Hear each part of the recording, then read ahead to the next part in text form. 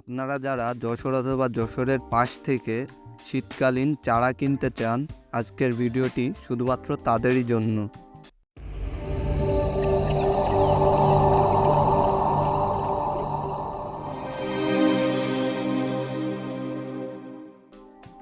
এবার শীতে ভাবলাম যে আমার ছোট্ট ছাদটায় কিছু শীতকালীন সবজিকে জায়গা করে দেব। যেই ভাবা সেই কাজ, চলে গেলাম আমাদের বড় বাজারে। ওখানে যেয়ে শুনলাম তারা শীতকালীন সবজির যেমন ফুলকপি, ওলকপি, বাঁধাকপির বীজ তারা বেচে না। তারা বলল চুড়োমনকাঠি বাজারে নাকি সবজির চারা বিক্রয় করা হয়। সুতরাং রওনা দিলাম চুড়োমনকাঠি বাজারের উদ্দেশ্যে। যেয়ে দেখলাম সেখানেও কোনো রকম বাঁধাকপি, ফুলকপি, ওলকপির চারা বিক্রয় করা হয় না। তবে আপনারা এখানে বিভিন্ন জাতের শীতকালীন সবজির চারা পেয়ে যাবেন। তবে এখানে দামটা শুনে একটু বেশিই মনে হলো। আর এখানে আপনারা যদি বীজ কিনতে চান বিভিন্ন সবজি, সেটাও এখানে পেয়ে যাবেন। তারপর এক চাচার কাছে গাছের কথা জিজ্ঞেস করাতে সে আমাদেরকে আব্দুলপুর নামে একটা জায়গার সন্ধান দিল। আশেপাশে কেউ বেচে চারা? চিকেনে একদম নার্সারিতে ভরা মানে। আচ্ছা, আব্দুলপুর কত দূর এখান থেকে? ফার্মেজের রোডটাকে সময় আপনার 10 মিনিটও লাগবে না। এই থেকে 2 কিলো 1.5 কিলো যাবেন, 1.5 কিলোর মাথায় পাওয়া ডাইনিং দিয়ে বট আপনি কত আদার নেই কে পথে নেবেন সে কোথায়। আচ্ছা, ধন্যবাদ। তারপর আবার রওনা দিলাম আব্দুলপুরের উদ্দেশ্যে।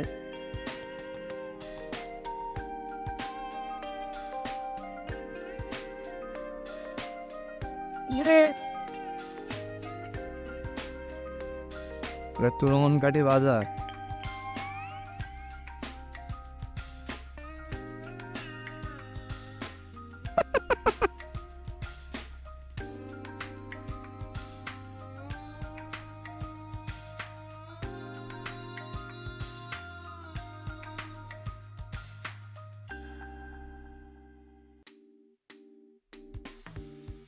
চৌগাছার এই রোডটা অনেক নিরিবিলি এবং সুন্দর। আপনারা চাইলে এই রোডে ঘুরতেও আসতে পারেন। অনেকেই আসে, যারা আসেননি তারা একবার এসে ঘুরে যেতে পারেন। অনেক সুন্দর এবং গ্রামীণ পরিবেশ এই রোডের আশেপাশে দেখতে পাওয়া যায়। এই অঞ্চলটি সেনাবাহিনী দ্বারা সুরক্ষিত বলে এই এলাকায় বিশৃঙ্খল খুবই কম দেখা যায়। সুতরাং আপনারা চাইলে এসে ঘুরে যেতে পারেন।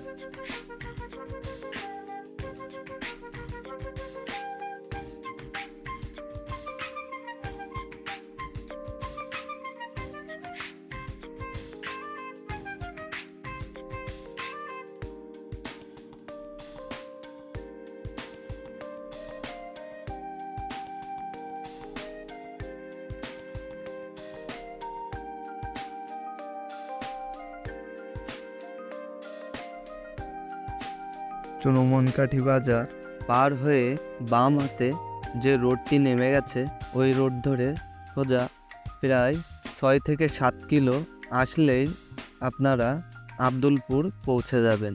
আমরাও চলতে চলতে প্রায় আমাদের গন্তব্যে পৌঁছে গেলাম।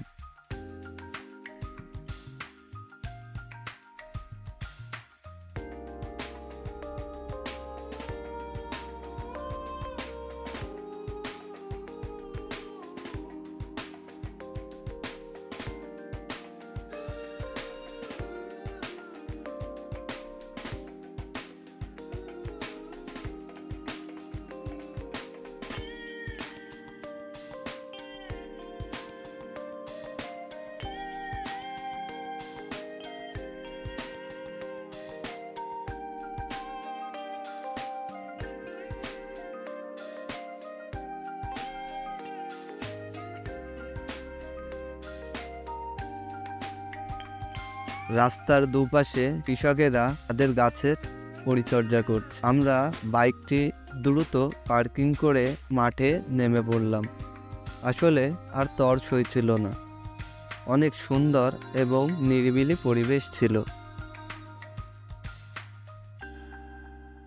আমি যখন বড় বাজারের বীজের দোকানে গেলাম এবং শুনলাম ওখানে বাঁধাকপি, ফুলকপি এই টাইপের কোনো বীজ তারা বেচে না, তখন একটু হতাশই হয়েছিলাম। কিন্তু এখানে এসে মনটা ভরে গেল। দেখুন কত আইটেমের চারা এখানে উৎপাদন করা হয়। অনেক বড় একটি কৃষি সেক্টর এখানে রয়েছে, যেখান থেকে হিউজ পরিমাণ সবজির চারা উৎপাদন করা হয়, যেটা আমাদের কৃষি বাণিজ্যিক খাতে অন্যতম ভূমিকা রাখে। এদিক ওদিক ঘুরে দেখতে দেখতে বেশ অনেকটা সময় কাটিয়ে ফেললাম। আসলে পরিবেশটা সত্যিই অনেক সুন্দর ছিল। আর এদিকে এক ভাইয়ের সাথে দেখা হয়ে গেল। ভাইটি আমাদেরকে খুব যত্ন সহকারে বিভিন্ন আইটেমের গাছ তুলে দিচ্ছিল। সে নিজেই সব গাছ বেঁধে বেঁধে গুছিয়ে দিচ্ছিল। গাছ তোলার আগে গাছের গোড়া পানি দিয়ে ভিজিয়ে নিতে হয়, যাতে গাছের গোড়া নরম হয়ে যায় এবং তুলতে সুবিধা হয়। ভাইটি একটি পানির পাত্র নিয়ে গাছের গোড়ায় পানি দিয়ে গাছের গোড়াগুলো নরম করে নিচ্ছিল।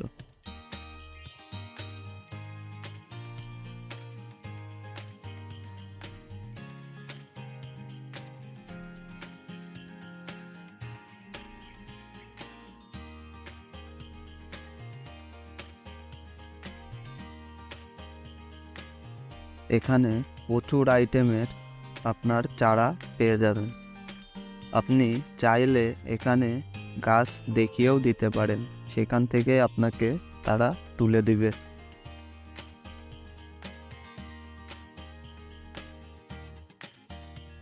ভাইটির সামনে ক্যামেরা ধরাতে ভাইটি একটু লজ্জায় পাচ্ছিল, আর এটি আমার ফার্স্ট ভিডিও, সুতরাং কিছুটা লজ্জা আমিও পাচ্ছিলাম।